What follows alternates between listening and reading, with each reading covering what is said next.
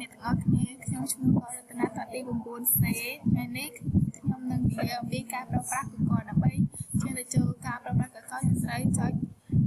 www.google.com ទៅមកយើងចូល account យើងធម្មតាហើយយើងទៅរកពាក្យ Google Slide ហើយ Google Drive ទៅមកយើងឃើញពាក្យ new ទៅមកមាន Google Doc Google Sheet Google Slide តែយើងត្រូវការប្រើ Google Slide យើងចូលទៅកន្លែង Google Slide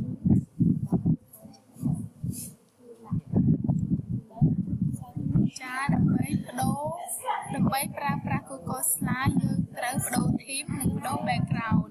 នេះគឺជា theme ដែលយើងត្រូវការទៅមកបដូរ theme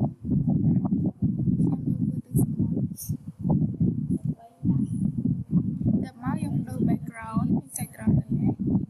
មកយើងរើសពណ៌ដែលយើងត្រូវការមានពណ៌លឿងយើងត្រូវការពណ៌លឿងយើងចុចពណ៌លឿងទៅមកយើងចុចដល់ទៅមកយើងចូល slide ទី2យើងនឹងនិយាយអំពី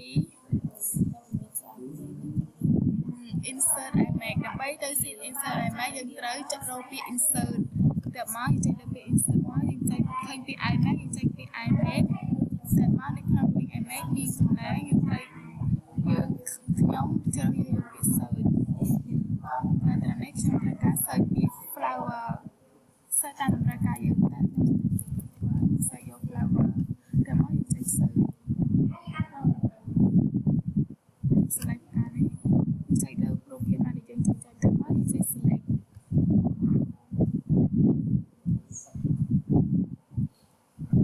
បន្ទាប់មកយើងត្រូវការដាក់ឲ្យរូបភាពហើយនឹង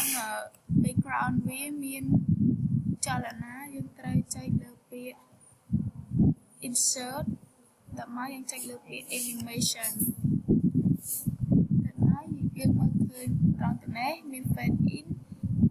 fade out fly in from sun ត្រូវការណាយើងដាក់ខ្ញុំយកពាក្យ fly in from right